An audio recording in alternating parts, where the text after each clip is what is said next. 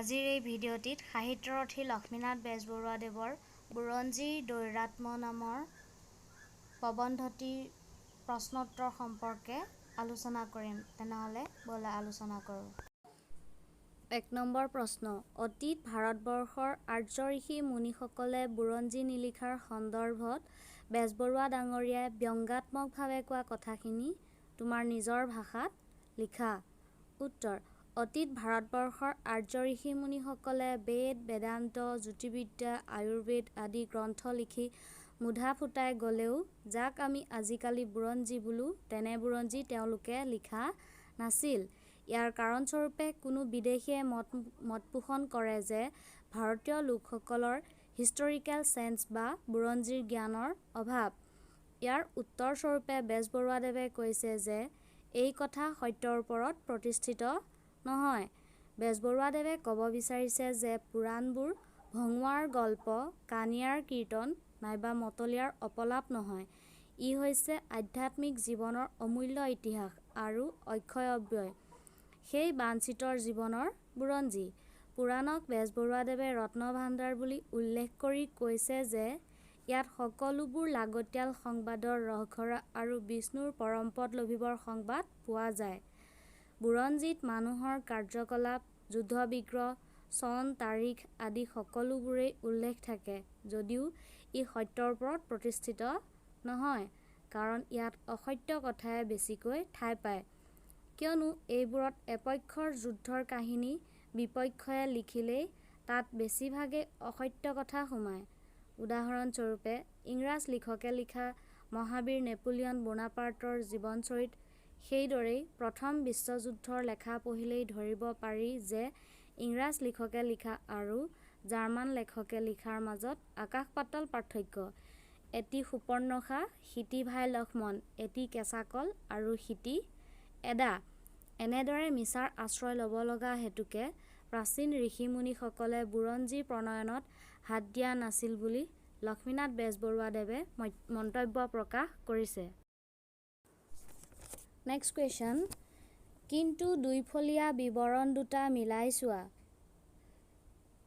দেখিবা এটি অশ্ব, সিটি মহিষ, এটি চেণ্ট পল, সিটি ৰবিন হুড, এটি সুপৰ্ণখা, সিটি ভাই লক্ষ্মণ, এটি কেঁচা কল আৰু সিটি এদা। উপৰোক্ত কথাখিনিৰ ভাৱাৰ্থ লিখা। উত্তৰ: বৰ্তমান যুগৰ লগত মিলিব পৰাকৈ পুৰাণবোৰ যদিও বুৰঞ্জী নহয়, তথাপি সকলোবোৰ লাগতিয়াল সংবাদৰ ৰসঘৰা ইয়াত বিদ্যমান। ধৰ্ম আৰু ধৰ্ম সম্পৰ্কীয় কৰ্ম, আধ্যাত্মিক উন্নতি, পৰকালৰ মহাবৃত্ত লভি সংসাৰৰ কৰ্ম-বন্ধনৰ পৰা মুক্তি পাই বিষ্ণুৰ পৰমপদ লভিবৰ সংবাদ, এই সকলোবোৰেই পুৰাণবোৰৰ মূল উদ্দেশ্য। তথাপি যেন ছেকুলাৰ পাৰ্পছ অৰ্থাৎ পাৰ্থিৱ সম্পৰ্ককে মুখ্য উদ্দেশ্য কৰি পুৰাণবোৰ লিখিত নহয়। ইয়াত আৰ্হি, উপাখ্যান, ৰূপক, উপমা আদিৰ বিৱৰণ থকাৰ উপৰি ভগৱানৰ গুণানুকীৰ্তনৰ অৰ্থে ঈশ্বৰপৰায়ণ সাধুসকলৰ চৰিত্ৰ আৰু কাৰ্যকলাপৰ বিৱৰণ পোৱা যায়। ঈশ্বৰৰ গুণ বিৰহিত লোকৰ বিৱৰণ বা কাৰ্যকলাপ ইয়াত উল্লেখ কৰা হোৱা নাছিল। তেওঁলোকে এনেবোৰ বৰ্ণনাক অপ্ৰয়োজনীয়, অসাৰ্থক আৰু ভিত্তিহীন বুলি বিবেচনা কৰিছিল। কিয়নো বুৰঞ্জীত এপক্ষৰ যুদ্ধৰ কাহিনী বিপক্ষই লিখিলে তাত বেছিভাগেই অসত্য সোমাই পৰে। এপক্ষ বীৰৰ বীৰ্যৰ বুৰঞ্জী আন পক্ষৰ লেখকৰ কলমৰ খোচত বিপৰ্যয়গ্ৰস্ত হৈ ওলোটা আকাৰত পৰিণত হয়। উদাহৰণস্বৰূপে ইংৰাজ লিখকে লিখা নেপোলিয়ন বোনাপাৰ্টৰ জীৱনচৰিতৰ কথা উল্লেখ কৰিব পাৰি।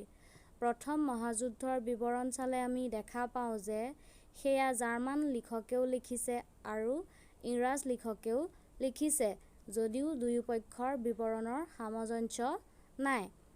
সম্পূৰ্ণ বিপৰীত চিন্তাধাৰা আৰু বৰ্ণনা ইয়াত দেখিবলৈ পোৱা যায়।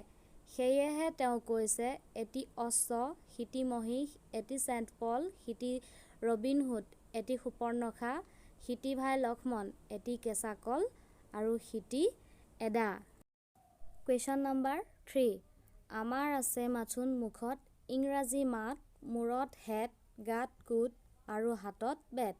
সিফালে আছে গাত ছাল বাকলি। লিখকে কি প্ৰসংগত এই মন্তব্য কৰিছে? কথাফাকিৰ তাৎপৰ্য ব্যাখ্যা কৰা।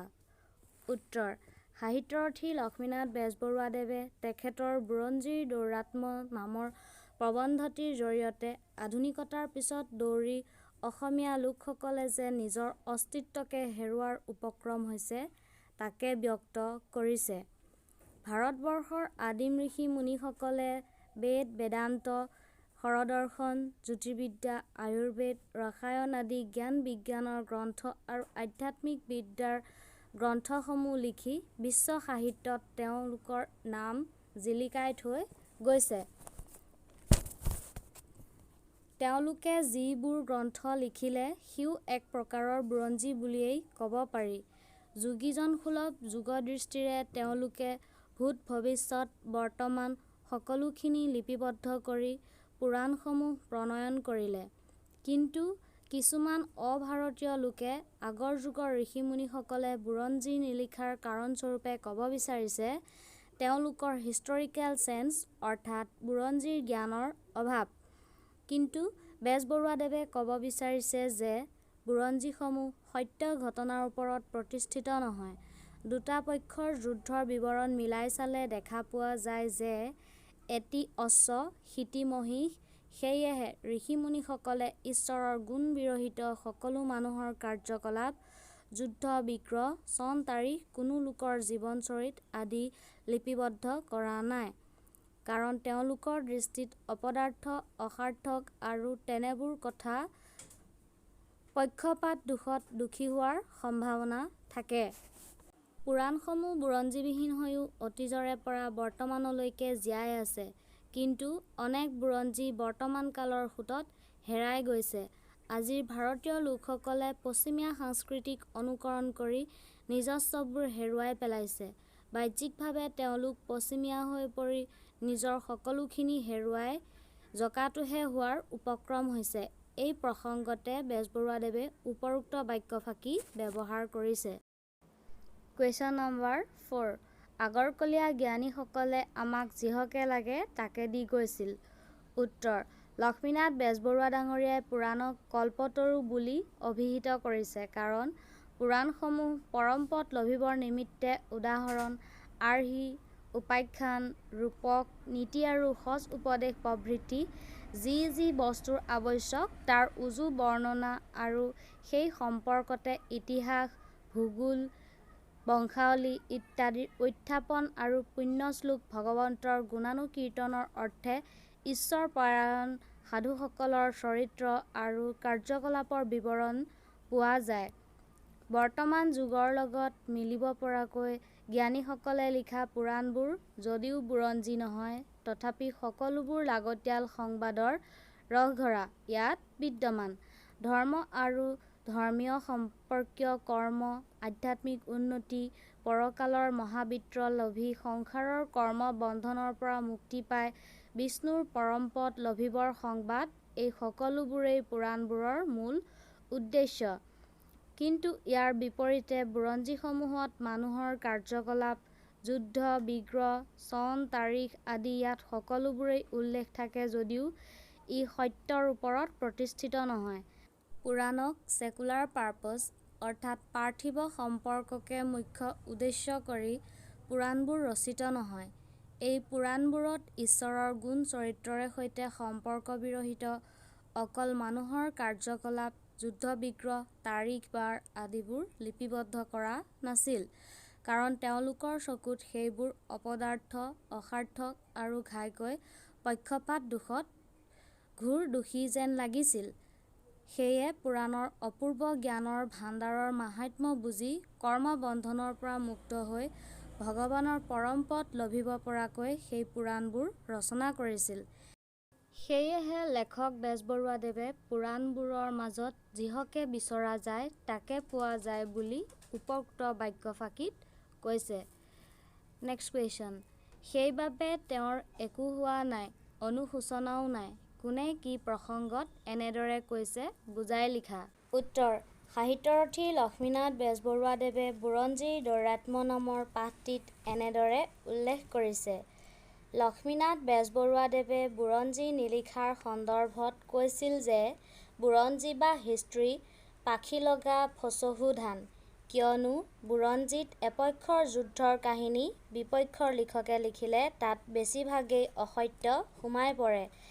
এপক্ষৰ বীৰৰ বীৰ্যৰ বুৰঞ্জী আন পক্ষৰ লেখকৰ কলমৰ খোজত বিপৰ্যয়গ্ৰস্ত হৈ ওলোটা আকাৰত পৰিণত হয়, কাৰণ বুৰঞ্জীসমূহ সত্য ঘটনাৰ ওপৰত প্ৰতিষ্ঠিত নহয়।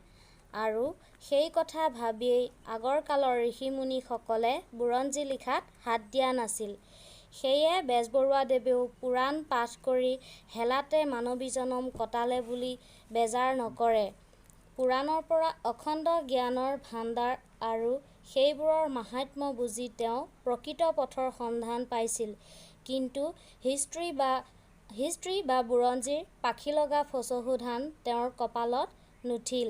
সেইবাবে তেওঁৰ একো হোৱা নাই যদি নাই, অনুশোচনাও নাই বুলি এই প্ৰসংগতে এনেদৰে কৈছিল। আজিৰ এই ভিডিঅ'টি ইমানতে সমাপ্ত কৰিলোঁ। ধন্যবাদ।